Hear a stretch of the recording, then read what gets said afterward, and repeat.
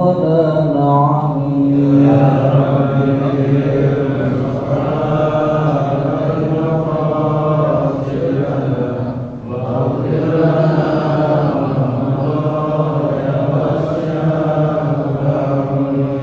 هو الحبيب الذي ترجى شفاعته لكل هول من الأهوال مقتحمين يا ربي المصطفى بلغ مقاصدنا واغفر لنا وقضايا واسع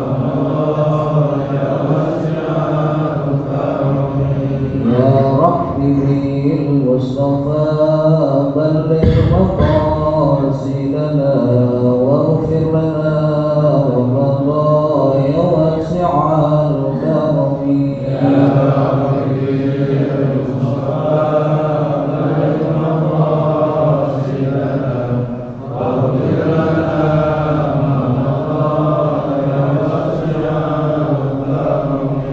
اللهم صل وسلم وبارك عليه. Assalamualaikum warahmatullahi wabarakatuh. Alhamdulillahi rabbil alamin wa bihi nasta'in ala umuri dunya waddin. Wassalatu wassalamu ala asyrafil mursalin Sayyidina Muhammadin wa ala alihi wa ashabihi ajma'in.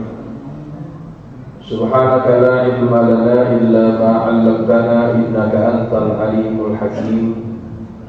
Rabbi shrah li sadri wa yassir li amri wa hlul 'uqdatam min lisani yafqahu qawli amma ba'du. Fa inna asdaqal hadits kitabullah ta'ala wa khairal hadi hadi Muhammadin sallallahu alaihi wasallam wa syarrul umuri muhdatsatuha wa kullu muhdatsatin bid'ah wa kullu bid'atin dhalalah wa kullu dhalalatin finnar. Hadirin hadirat jamaah Masjid Jami Al-Ma'sum yang dirahmati Allah, alhamdulillah kita dapat bertemu di tempat yang mulia, di waktu yang penuh dengan keberkahan. Kita semua dalam keadaan yang terbaik. Mudah-mudahan kita yang hadir di tempat ini mendapatkan kemuliaan, dan mudah-mudahan Allah jadikan kita orang-orang yang terbaik dengan sebab ilmu dan juga amal yang kita kerjakan. Amin ya rabbal.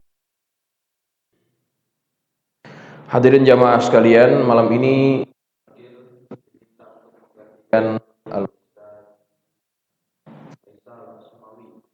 yang beliau berhalangan hadir. Kebetulan malam Jumat ini memang biasanya tidak datang,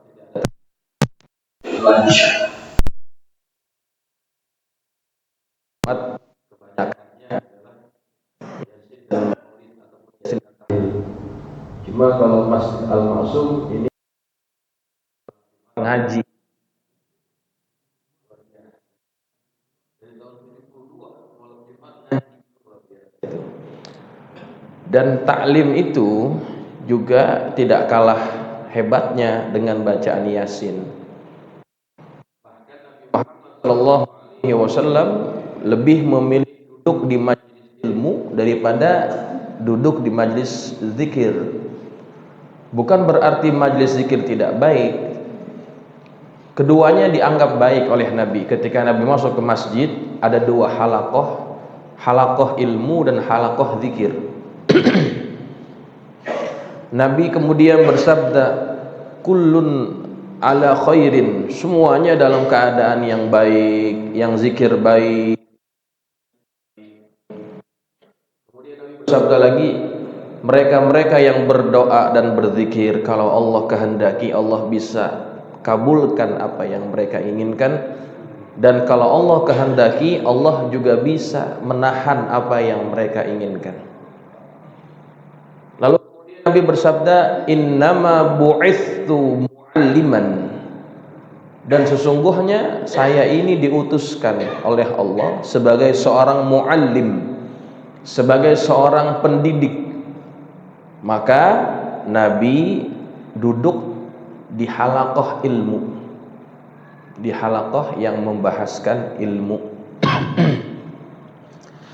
Maka itu menjadi satu tanda yang nyata, yang jelas bahwa majlis ilmu adalah majlis yang sangat dicintai oleh Nabi Muhammad. Maka selagi orang itu belajar, selagi orang itu ngaji, maka selagi itulah dia dalam keadaan jadi orang yang baik di mata Allah. May yuridillahu bihi khairan yufaqihu fid din. Barang siapa yang Allah kehendaki kebaikan, maka Allah akan berikan kefahaman padanya pada urusan agamanya. Nah, jamaah sekalian, dalam kesempatan taklim malam ini, Al-Fakir ingin mengulas satu hadis, ya. Hadis ini adalah hadis qudsi yang diriwayatkan oleh sahabat Abi Hind Ad-Dari, yang dikeluarkan hadis ini oleh Al-Imam At-Tabrani. Nabi bersabda, Allah Subhanahu wa taala berfirman, "Man lam yarda biqada'i wa lam yasbir ala bala'i falyaltamis rabban siwa'i." Barang siapa yang tidak ridha dengan ketentuanku dan tidak bisa sabar atas ujian dariku, maka silahkan dia mencari Tuhan selain aku. Kira-kira kalau kita disuruh nyari Tuhan, nyari di mana, Bu? Siapa yang jual? Artinya dalam hadis ini Allah berfirman bahwa kita sebagai hamba tidak punya pilihan. Pilihan kita cuma satu. Kalau satu kan namanya bukan pilihan. Udah harus bersikap artinya. Maka kita sebagai seorang hamba Allah, kita harus ridha dengan ketentuan dari Allah, sabar atas ujian darinya. Kalau itu tidak kita lakukan, maka kita jangan ngaku sebagai hambanya Allah. Hadirin jamaah sekalian, apa itu sebetulnya qada, ya? Qada atau ketentuan. Bedanya apa dengan qadar atau takdir? Apa yang sudah Allah tentukan sejak zaman azali itu namanya qadar atau takdir. Ketika takdir itu sudah berlaku, maka dia disebut dengan qada. Ya. Maka orang kalau sudah menjalani takdirnya, dia qada, apapun yang sudah terjadi dalam kehidupannya, dia harus tidak lain melainkan hak terhadap. Nah, jamaah, ini yang kita ridha terhadap ketentuan Allah. Jamaah, di dalam ilmu tasawuf ataupun di dalam bahasan tasawuf, seseorang yang ingin mencapai makom ma'rifat, maka dia harus melewati makom-makom sebelumnya. Di antara makom sebelum sampai kepada ma'rifat adalah makom ridha. Gak bakalan orang mendapatkan ma'rifat kalau dia belum lulus dalam makom ini. Hadirin jamaah, jadi ridha itu sebetulnya bagaimana? Ridha terhadap qada itu maksudnya bagaimana? Al-Imam Yahya bin Mu'adz, beliau pernah ditanya, mata yablughul abdu ila maqamir ridha? Kapan seorang hamba itu bisa mencapai makam ridha? Faqala, Maka beliau berkata, idza aqama nafsahu ala arba'ati usulin fima yu'amilu bihi rabbah, apabila dia sudah menempatkan dirinya pada 4 pokok dasar yang mana dia bermuamalah kepada Tuhannya.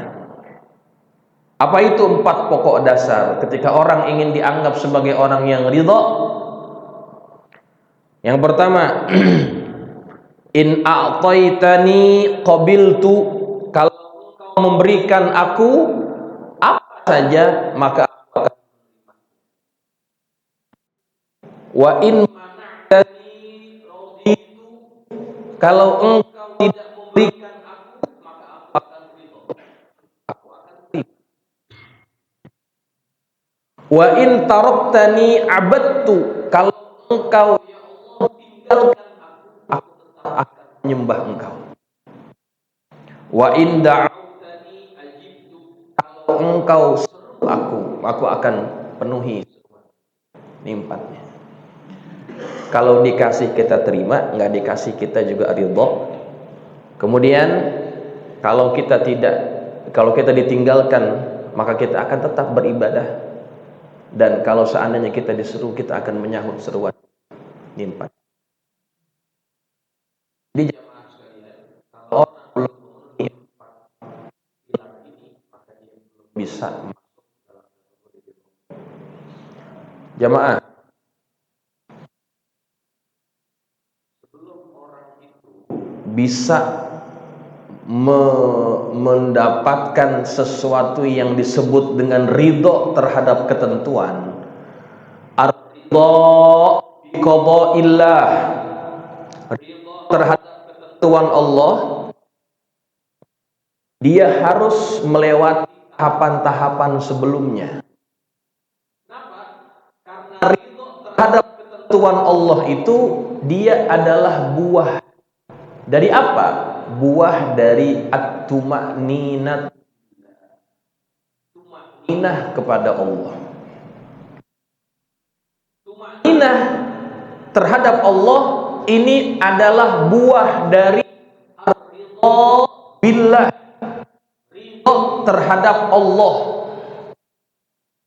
Jadi kalau kita buat alurnya, ketika orang ridho kepada Allah, dia akan mendapatkan yang namanya tuma'ninah. Apa tuma'ninah? Ketenangan. Kalau dia sudah dapat ketenangan, maka dia akan dapat lagi satu hasil, yaitu ar-ridha bi qada'illah, ridha terhadap ketentuan Allah. Biar gampang paham. Biar gampang paham, kalau tadi ngomongnya begitu, istilahnya pakai bahasa Arab mulu, mungkin ada yang susah paham juga. Begini, Bapak pernah naik pesawat nggak? Nah ya, ini yang nggak jemput pernah berarti belum pernah. Kalau nggak pernah naik pesawat, saya kira kalau naik bis pernah. Pulang kampung atau pergi tur naik bis, ya nggak? Bapak-bapak kalau naik bis, ya, bapak kalau naik bis pernah nanya nggak ke sopirnya? Nanya, Pak, bapak jadi supir punya SIM nggak? Pernah gitu? Pernah. Atau pertanyaannya ganti, Pak, bapak jadi supir pengalamannya berapa tahun? Pernah nanya? Nggak pernah. Atau yang paling ekstrim nih pertanyaannya, Pak, bapak jadi supir bisa nyupir? Kira-kira pernah nggak kita nanya begitu sama supir? Nggak bakalan, mau dikemplangin kita sama supirnya. Nggak bakalan.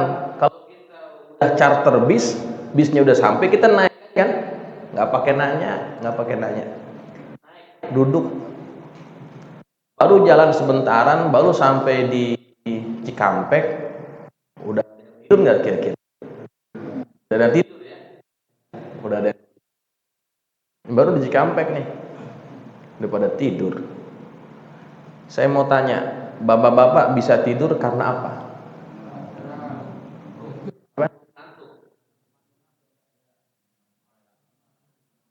Karena nyaman, karena ngantuk, apa lagi? Ya. Jadi kita bisa tidur di dalam bis itu sebetulnya bukan karena ngantuk, bukan karena nyaman, bukan karena bisnya enak, bukan, tapi karena hati kita tenang, yang disebut tumak nina. Karena hati kita tumak nina, kita jadi rileks, santai, enak, tenang, sampai ketiduran. Kenapa kita bisa dapat tumak nina? Karena kita sudah ridho sama supirnya, yakin kita sama supirnya, ya enggak? Coba kalau kita udah nggak yakin sama supir, kira-kira bisa tidur nggak? Sepanjang jalan istighfar mulu pak, astagfirullah, astagfirullah, nggak bisa tidur kalau kita udah nggak yakin sama supirnya. Supirnya bocah lagi, ya gila, mati dah gua begitu. Nah, jadi orang bisa dapat tumanina, tenang hatinya, tentram, ketika dia ridho dengan Tuhannya, dengan Tuhan. Dan kalau orang sudah dapat tumanina, tenang, maka apapun perbuatan Allah kepada dirinya, apapun keputusan Allah kepada dirinya, dia tidak akan pernah mempersoalkannya. Sama seperti si bis dan supir bis tadi, ya, ketika kita sudah tentram, nyaman, enak, bisa tidur, itu supir mau belok ke kanan, belok ke kiri, kita pernah nyalain, nanya-nanya kali, bang kok beloknya ke kanan bang, bukannya ke kiri bang? Pernah nanya? Nggak pernah. Kenapa kita nggak pernah nanya sama tuh supir? Dia mau belok kemana bisnya? Dibawa kemana bisnya? Kenapa? Karena kita sudah ridho kepada semua keputusan si supir. Kita udah tenang aja. Pokoknya duduk manis sampai aja. Nih kayak terserah. Tuh, lihat. Ini contoh mudah jamaah. Kalau dengan makhluk kita bisa yakin seperti itu, makhluk ini yang menciptakannya siapa? Allah. Kalau dengan makhluknya Allah kita bisa yakin, kenapa kalau dengan Allah kita suka mempersoalkan ketentuan dari Allah? Apalagi kalau lagi kebetulan dapat yang nggak enak, kan biasanya yang suka ngegerutuan kalau dapat yang nggak enak. Allah, kenapa begini? Ya Allah, ngeluh.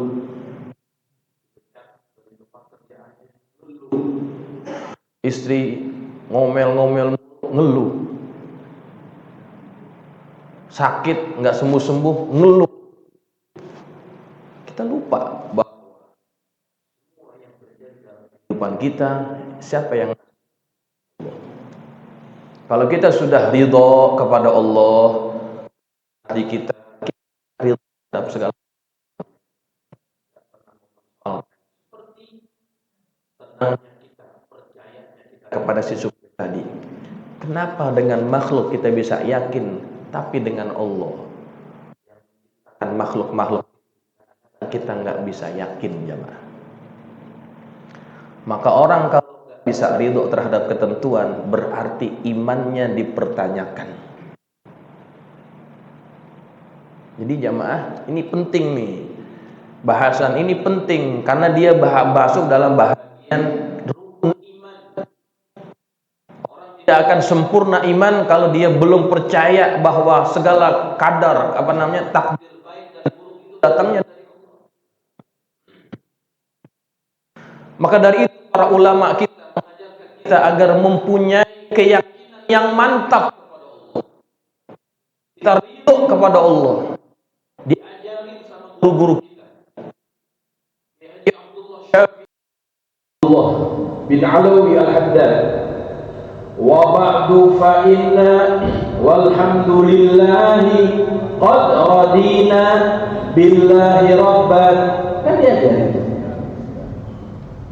Pertama kali kita sebut adalah kami ridho Allah sebagai Tuhan kami. Itu adalah ucapan yang senantiasa diucap agar apa? Agar dia meresap dalam hati. Walaupun awalnya kita mungkin nggak paham, lama-lama kita paham, terus kita ulang sehingga dia sebati menyatu dengan hati kita. Kita ridho kepada Allah. Itu tujuan ulama ngajarin kita baca akidah itu biar kita mantap sama Allah. Makanya orang dulu biar amalannya sedikit dipakai, biar duitnya nggak banyak tapi hidupnya tenang, anaknya banyak nggak pernah pusing.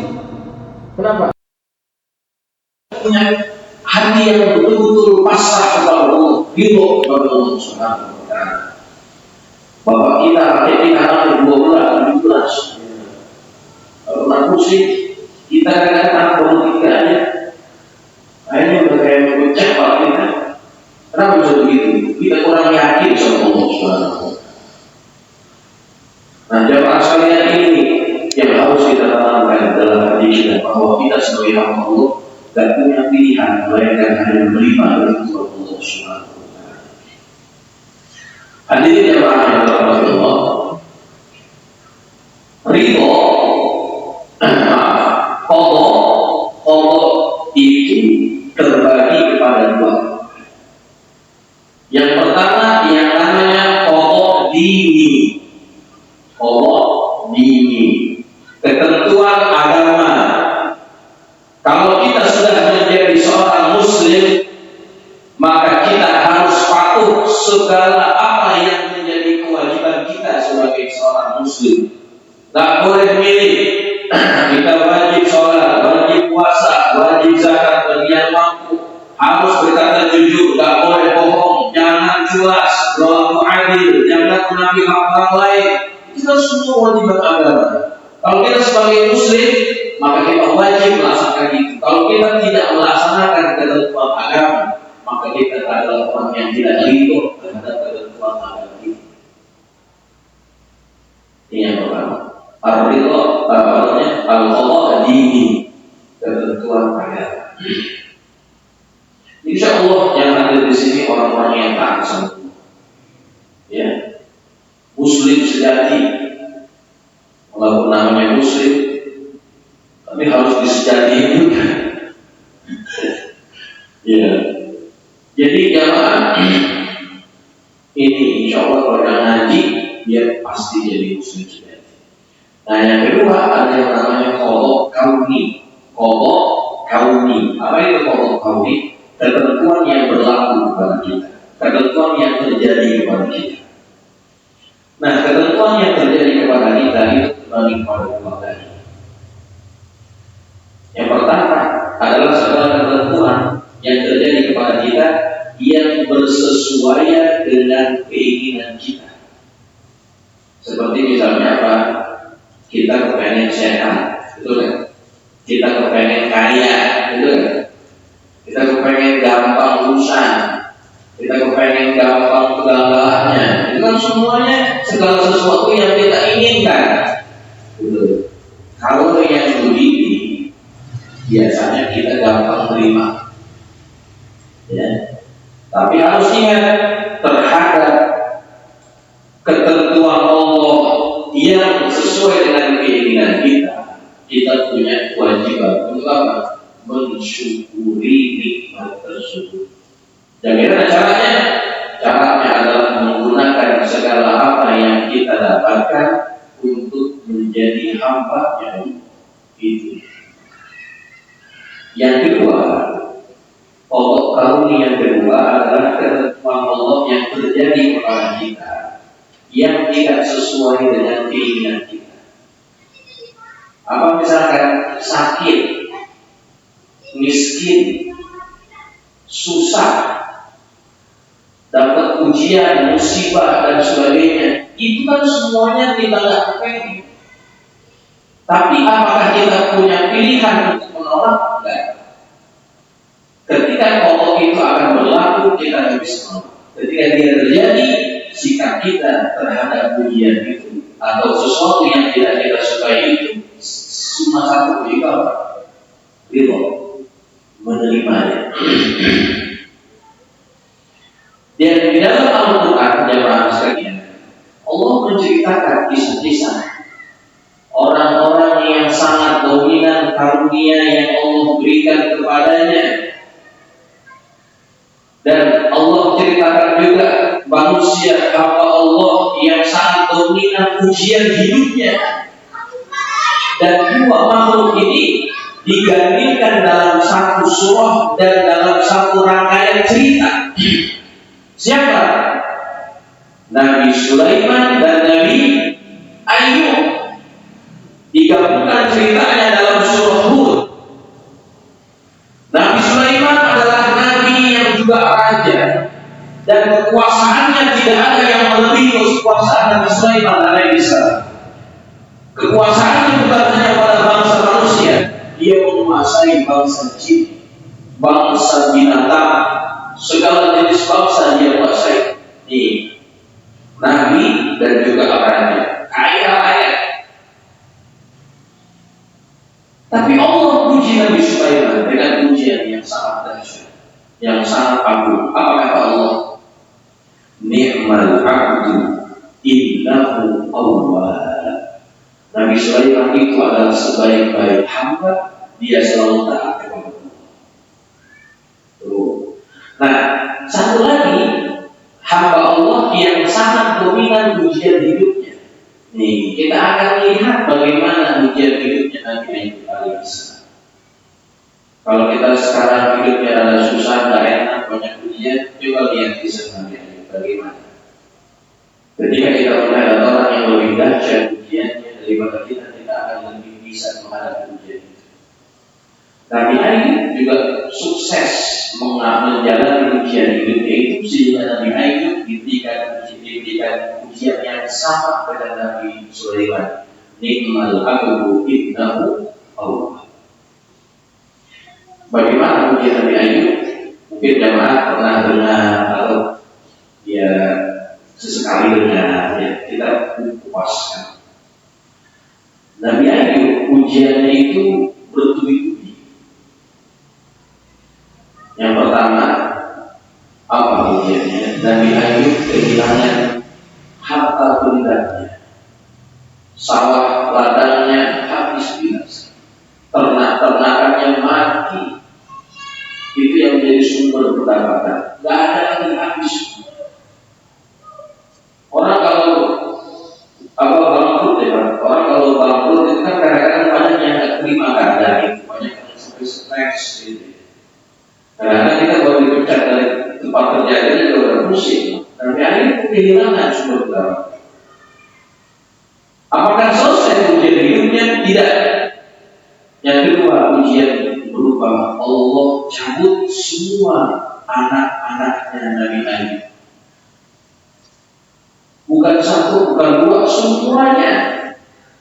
12 orang anaknya meninggal dalam keadaan seketika, bersamaan. Kenapa bisa begitu? Ketika mereka sedang berada di satu bangunan, mereka sedang makan, tiba-tiba runtuh bangunan itu, menimpa mereka dan mereka mati semuanya. Coba, kita kalau kehilangan seorang anak saja Pak, kita sudah sedih kan? Ini semuanya meninggal dunia. Apakah selesai ujian hidupnya? Tidak. Yang ketiga, ujian hidupnya adalah Nabi Ayub ditimpa penyakit.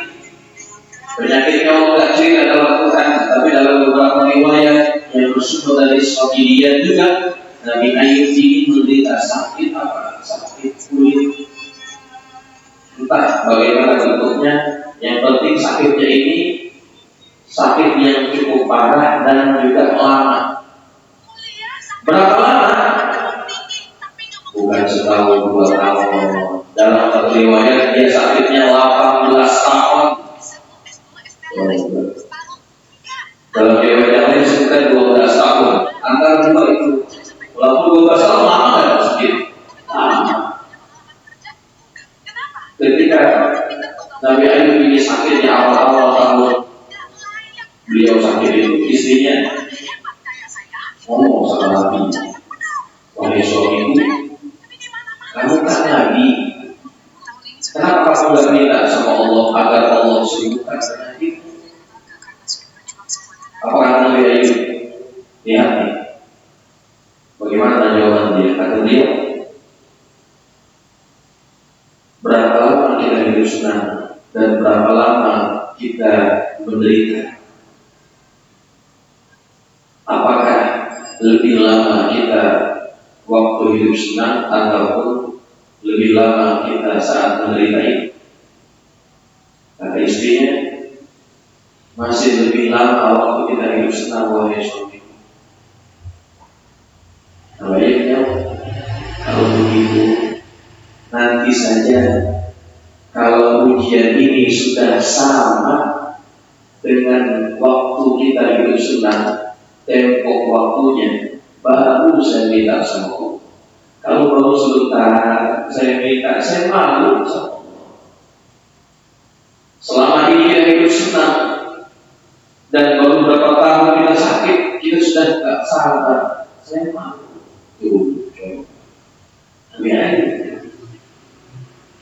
Barulah ketika penyakitnya itu sudah semakin berat dan semakin menghalangi dia untuk ibadah kepada Allah, barulah Nabi Ayub ini dia berdoa kepada Allah. Doanya juga malu-malu, Pak, bukan minta sembuhin, kan? Allah abadikan di dalam Quran. Kata Nabi Ayub, inni masaniyatur wa anta arhamur rahimin. Ya Allah, saya ditimpa kesusahan dan Engkau adalah Zat yang Maha Penyayang di antara yang penyayang.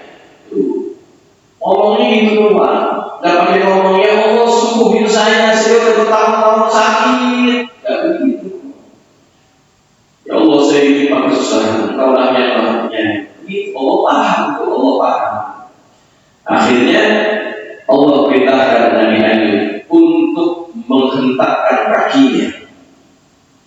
Untuk diri jadi hentakkan kakimu keluar air. Hada mughtasalun baridun wa syarab. Inilah air yang bisa kamu jadikan sebagai alat mandi dengan air ini dan minum airnya.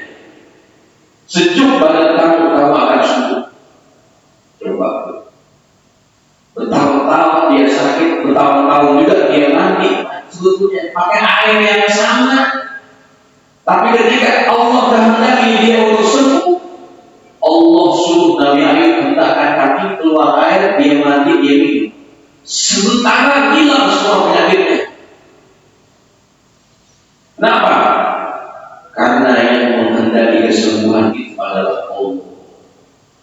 Airnya mungkin sama Pak dengan air yang biasa diminum, dengan air yang biasa dipakai mandi, tapi kalau Allah kehendaki kesembuhan pada Nabi Ayub, maka air itu bisa menjadi syifa. Nah, jemaah sekalian, dari kisah ini kita bisa mengambil pelajaran bahwa apapun yang kita terima itu datangnya dari Allah. Penyakit yang kasih siapa? Allah. Yang kasih sembuh siapa? Kalau kita punya masalah, siapa yang kasih masalah? Allah. Siapa yang kasih jalan keluar? Allah. Allah. Makanya kalau kita lagi ada masalah, jangan makin jauh dari Allah. Deketin, karena yang cuma bisa ngasih jalan keluar adalah cuma Allah. Bukan teman, bukan saudara, bukan siapa-siapa, tapi Allah Subhanahu wa Ta'ala. Jadi kadang-kadang kita kalau ada masalah, hanya umat kita. Ayo ya, ngopi. Apa Pak? Pusing banget. Ngomel dulu begini kan. Tidak tahu tempatnya juga ngomel juga begini. Iya. Dia curhat sama orang itu juga punya masalah yang sama. Kita cerita sama teman, kita cerita sama saudara, kita cerita sama saudara guru, kita cerita sama mereka. Mereka juga makhluk yang punya masalah.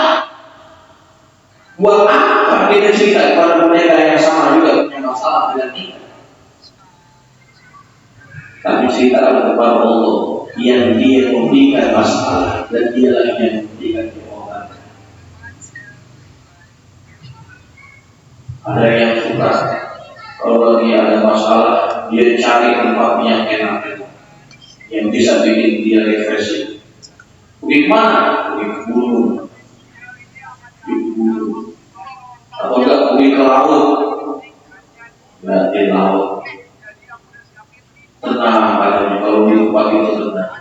Iya, tenangnya waktu di situ giliran pulang pusing lagi kan? Kenapa? Masalahnya belum kelar. Ada yang lagi musik di mancing kan? Ada di sini. Ada masalah mancing mulu, ini ngomel mulu. Tuh. Jadi jamaah sekalian, kalau kita sedang ada masalah, ingat masalah itu yang kasih Allah.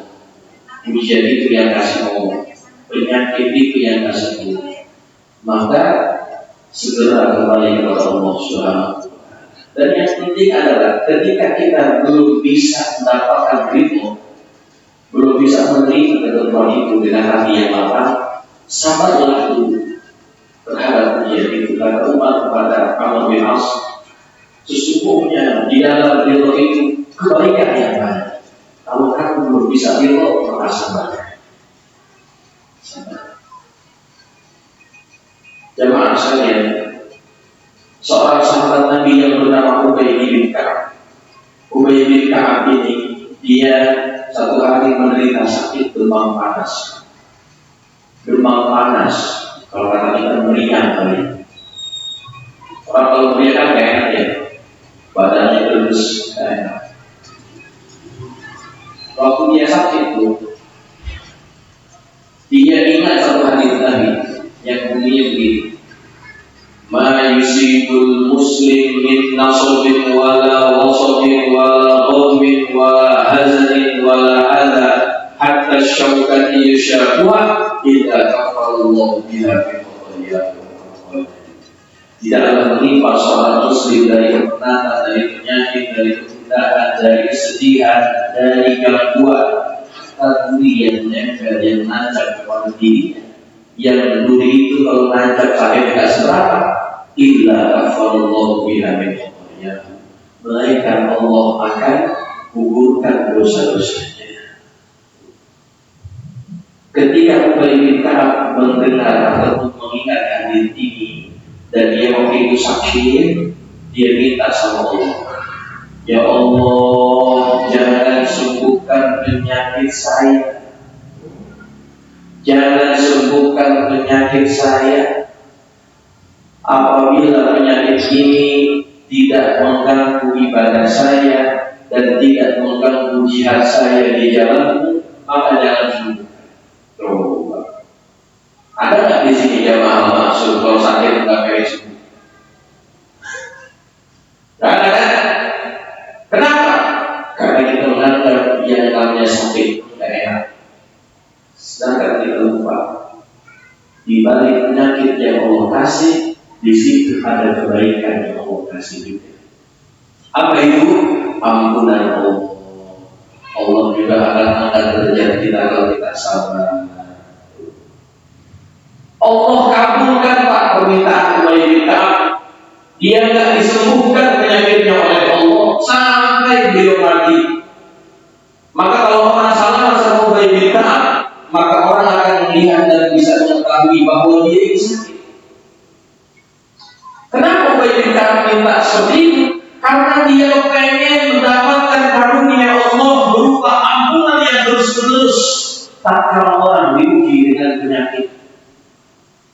Jamaah, kita harus ingat bahwa apa yang datang dari Allah semuanya baik. Hatta apa yang tidak kita suka, sakit, tidak ada duit, susah nyari kerjaan, masalah bertubi-tubi, ingat itu yang kasih siapa? Yang kasih Allah. Maka orang kalau dapat sesuatu dari Allah, Allah juga akan kasih yang baik-baik untuknya. Cuma kadang-kadang kita belum paham dari apa yang kita dapatkan itu. Ada contoh begini, Ini biar gampang paham. Ada seorang ibu yang dia lagi bikin kerajinan tangan. Prakarya, kalau orang dulu tuh ibu kita, dia suka rajin bikin sulamannya, ya kan? Apa namanya? Nyulamnya, ada gambarnya tuh, ada gambar bunga, buah, apa namanya, pohon dan sebagainya. Anak main kan. Ibunya lagi bikin sulaman, bantu. Anaknya bosan, nyamperin ibunya. Ibu buat apa tuh? Udah kamu main aja, kalau sudah selesai ibu panggil. Main lagi. Saya bosan, datang lagi. Anaknya mau, ibu buat apa tuh? Kok jelek banget? Gitu kata-kata. Kok jelek banget? Kata ibu kata-kata. Kenapa dia? Si anak bilang jelek? Karena yang dilihat oleh anak dari bawah. Ya. Orang kalau bikin sulaman atau baju itu apa yang lihat dari bawah? Cuma benang-benang aja Pak, nggak ada gambarnya. Betul kan? Kata ibunya, udah kamu main, nanti kalau pulang kamu panggil. Kemudian setelah selesai dipanggil, nah sini. Nih, apa yang tadi ibu sudah buat sekarang sudah selesai, sudah jadi. Sini, si ajak naik ke atas. Tadi di bawah, naik ke atas. Coba lihat. Dia lihat dari atas. Apa yang terlihat? Gambar yang indah. Ada bunga, ada daun-daunnya. Kata anaknya apa? Anaknya ngomong, cantiknya ibu, gitu. Cantiknya ibu. Berubah gak omongannya? Kenapa berubah? Karena melihatnya dari sudut pandang yang berbeda. Seringkali kita mengeluh terhadap ketentuan hidup kita karena kita melihat dari kacamata hamba. Yang kita lihat buruk aja, yang kita lihat susah. Tapi kalau kita pindahkan pandangan kita dari pandangan Tuhan ketika melihat yang baik, maka kita akan lihat keindahan dari segala ketentuan Allah yang sudah selesai. Tidak ada yang membuka. Cuma kita terus sampai. Ada orang jual es, dikatain goblok. Itu nyakitin ya? Sakit hati ya? Oh, kalau kita jual es, marah. Lagi nyari rezeki dikatain goblok. Orang bapaknya kan kesenter menahan amarah sebetulnya, tapi dia nggak berani ngomong. Tapi apa yang terjadi setelah itu? Berubah. Masya Allah. Sekarang orangnya lagi umroh. Kebayang nggak tuh bisa umroh? Dikasih duit 100 juta, anaknya disolahin, dibiayain beasiswa. Kebayang nggak tuh? Lewat apa? Lewat apa pertamanya? Dikatain goblok. Goblok kan kira-kira nggak enak kan? Tapi ada yang tidak seperti itu. Makanya kita jangan pernah negatif apa? Thinking, ya, seuzon sama Allah. Kita nggak tahu di belakangnya ada apaan. Karena Allah kepengen menjadikan kita yang terbaik. Memang sesuatu yang kita rasa berat. Ya, inna ma'al usri yusra. Fa inna ma'al usri yusra. Kemudahan itu datangnya setelah kesusahan. Maka jangan pernah negatif, jangan pernah seuzon. Kalau sekarang berbeda tidak enak, apa? Setelah Allah sebutkan fa inna ma'al usri yusra. Artinya bersama kesusahan ada kemudahan. Jadi Allah pakainya ma'an. Kalau orang yang belajar bahasa Arab, ma'a itu artinya bersama. Tapi nggak berbarengan, ya. Dia datang dulu yang susah, di belakang justru. Jadi udah pameran kalau orang mendapatkan kesusahan, di belakangnya udah ada kemudahan. Bahkan kalau kita belajar bahasa Arab lagi, dalam kalimat tersebut perkataan yusranya itu nakirah, ya. Sedangkan al-usrunya itu ma'rifat. Fa inna ma'an usri yusra. Inna ma'an usri yusra. Al-usrunya ada alif lam. Alif lam itu punya fungsi kalau satu kata diulang pada ayat yang berikutnya masih menggunakan alif lam, berarti bendanya didirikan. Tapi kalau nakirah ya gak ada alif lam di depan. Kalau diulang pada ayat yang berikutnya, maka yang pertama dan yang disebutkan setelahnya itu beda. Dua perkara yang berbeda. Alias dari satu kesulitan akan ada dua kemudahan. Jadi banyakkan mana kemudahan atau kesulitan? Kemudahan, tapi harus apa? Harus sabar. Maka sabar ini kunci, ya. Maka jemaah sekalian, demikian yang bisa kita bahas pada malam hari ini mengenai ridha terhadap Allah dan sabar atas ujian yang datang dari Allah Subhanahu wa Ta'ala. Semoga kita mendapatkan hati yang penuh dengan keridhaan dan juga kesabaran yang tanpa batas. Al-Fatihah. Alhamdulillah. Iyyaka na'budu wa iyyaka nasta'in. Shiratal mustaqim. Shiratal ladzina an'amta 'alaihim ghairil maghdubi 'alaihim waladdallin.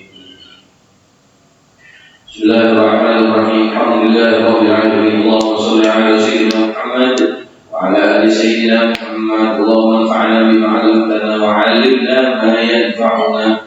Allahumma zidna wa la tanqusna wa akrimna wa la tuhinna wa'afina wa la tahrimna wa athirna wa la tughfir 'alaina wa 'afina wa 'anna. Allahumma inna nas'aluka bi'afwika wa tawfiqa wa 'alina wa waliha افتح علينا وعلى أولادنا وتلاميذنا فتوح العارفين وفقهنا وإياهم في الدين وارزقنا كمال الإخلاص واليقين.